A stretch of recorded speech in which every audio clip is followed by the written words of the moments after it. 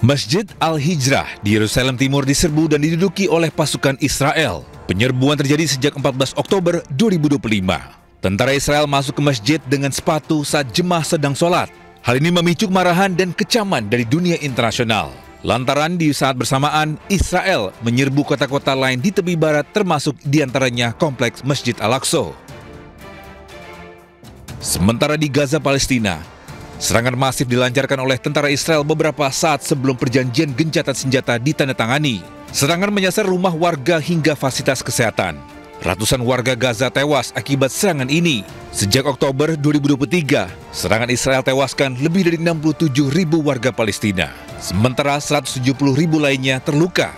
Mayoritas korban adalah anak-anak dan perempuan. Ya, pemirsa, seorang jurnalis Palestina tewas ditembak geng bersenjata yang didukung Israel di kota Gaza. Ya, korban tewas saat meliput bentrokan di Gaza.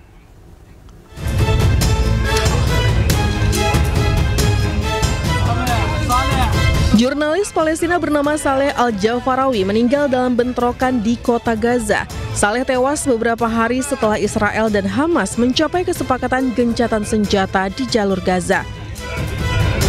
Korban yang masih berusia 28 tahun ini ditembak saat meliput bentrokan di kawasan Sabra di kota Gaza. Video akan wasiat Saleh pun viral. Warga dan rekan-rekan jurnalis mengetahui Saleh tewas. ما تسوي المقاومة لحالها لأنه عزتنا في المقاومة وكرامتنا في المقاومة وحريتنا في المقاومة وإذا إحنا بدنا نسيب المقاومة فما حد حيقف معها فاوعوا تسيبوها وضلكم اعملوا عني عمل خير اعملوا عني عمل خير مثلا حط لك انت حظك كبير حظك كبير مثلا اعمل لك سقيا اعمل لك يا شيخ بدل ما انت قاعد. Media lokal dan pemerintah setempat melansir bahwa Saleh menjadi sasaran dan dibunuh oleh geng-geng bersenjata yang didukung Israel.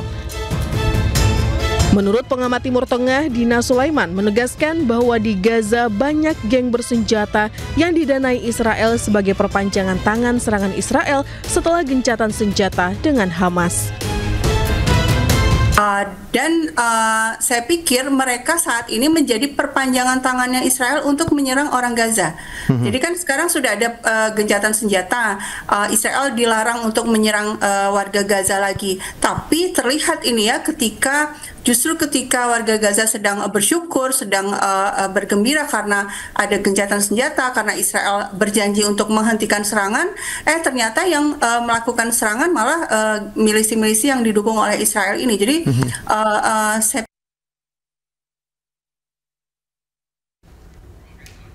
Ya, bisa Israel dan Hamas resmi melepas tahanan mereka menyusul kesepakatan gencatan senjata kedua belah pihak. Mereka adalah tahanan dari perang yang pecah sejak 7 Oktober 2023.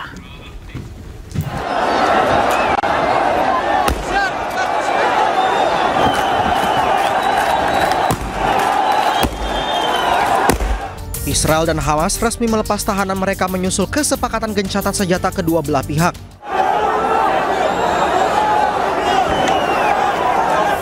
Dalam kesepakatan ini, Hamas melepas 20 sandera yang masih hidup, sedangkan Israel melepas 1.950 tahanan yang masih hidup.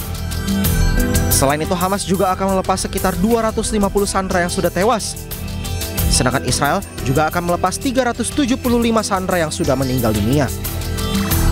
Namun proses ini diperkirakan akan memakan waktu lama karena Hamas mengumpulkan jenazah para sandera yang sudah dipastikan tewas.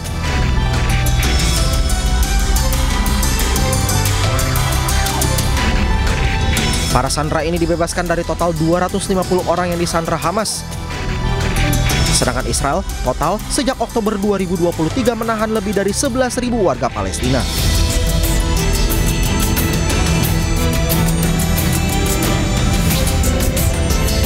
Pertukaran sandera dan tahanan ini diharapkan menjadi akhir dari perang yang sudah berkecamuk sejak Oktober 2023 dan menewaskan sekitar 68.000 jiwa.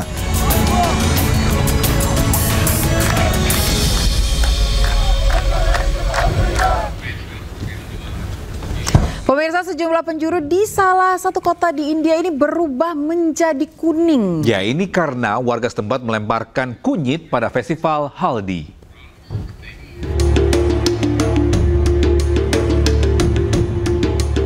Ribuan umat membanjiri jalan di desa Patan Kodoli di India.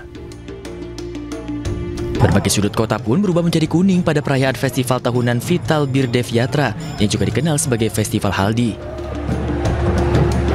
Para jamaah saling melempar bubuk kunyit, menari mengikuti irama tabuhan drum untuk menghormati Vital Birdev Maharaj yang merupakan inkarnasi Dewa Siwa. Perayaan yang diselenggarakan selama 4 hari ini menarik 200 hingga 300 ribu pengunjung untuk menyaksikan tradisi yang menandai ulang tahun dewa yang dihormati komunitas penggembala. Puncak acara festival ini adalah kedatangan Sri Keloba Raja Bawak Bode yang merupakan seorang suci atau baba yang berjalan kaki selama 17 hari. Pada hari kedua, sang baba memasuki kuil Sri Vital Birdev, tempat ia menari mengikuti irama drum dan menyampaikan ramalan tentang cuaca dan panen tahun mendatang. Perayaan berakhir pada hari keempat, saat sang baba memulai perjalanan pulang.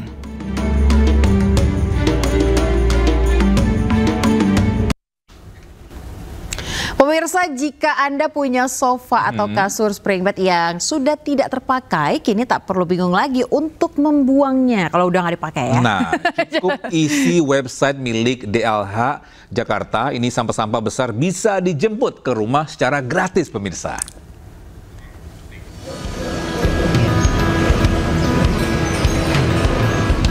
Warga Pasar Minggu, Jakarta Selatan ini cukup menunggu di rumah untuk membuang sofa rusak miliknya.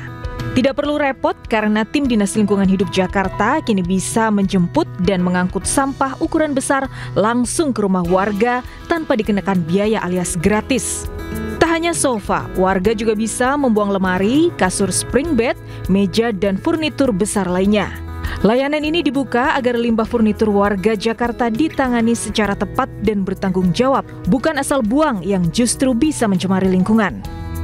Saya sih sangat senang sekali ya, karena ini di-fund secara ukuran besar tidak bisa diangkut oleh sampah reguler. Jadi agar tidak mencemari lingkungan Jakarta. Untuk bisa mendapatkan layanan jemput gratis sampah besar, Anda cukup mengajukan permintaan layanan angkut di website lingkunganhidup.jakarta.go.id dan klik layanan Bulky Waste. Setelah dilakukan verifikasi dan disetujui, tim DLH akan membuat jadwal penjemputan sampah. Semua pengajuan Anda bisa dipantau melalui website seperti Anda memantau pengiriman paket barang. Selain bisa dijemput langsung di rumah, warga juga bisa membuang sampah ukuran besar di 40 titik lokasi yang tersebar di seluruh kota Jakarta. Dari Jakarta, Amrina Rida, Rizky Julianto, iNews melaporkan. Ya, kita ke informasi lain. Pemirsa, warga Balaraja, Tangerang, Banten mengalami sakit mata hingga gangguan pernafasan diduga akibat pencemaran udara dari pengelolaan limbah sebuah perusahaan.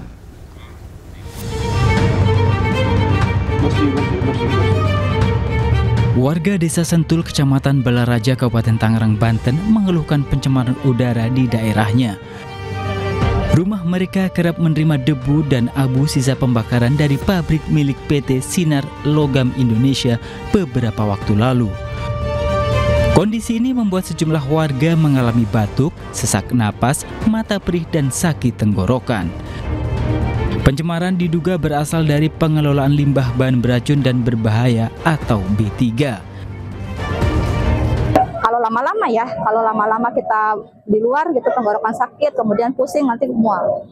Apalagi saya kebetulan punya anak yang punya asma ya, itu beberapa kali kalau sudah baunya itu sangat-sangat luar biasa, harus langsung ke IGD, harus di nebu. Menyikapi keluhan warga, pihak perusahaan PT Sukses Logam Indonesia akhirnya buka suara.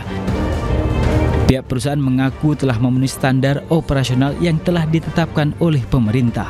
Bahkan sistem pengelolaan limbah telah sesuai dengan aturan yang berlaku. Walaupun demikian ya, kami tegaskan PT SLI itu telah memenuhi standar ketentuan kegiatan operasional yang berlaku, yang telah ditetapkan oleh lembaga pemerintah dan lembaga terkait. Dan memang kami juga senantiasa melakukan pengecekan, pengawasan terkait dengan tadi bau, kemudian udara, dan emisi-emisi lah terkait. Pihak perusahaan juga membuka ruang dialog dengan masyarakat yang merasa dirugikan, bahkan siap memberikan kompensasi bila diperlukan. Meski mendapat keluhan dari masyarakat, keberadaan perusahaan ini juga bermanfaat dalam membuka peluang pekerjaan.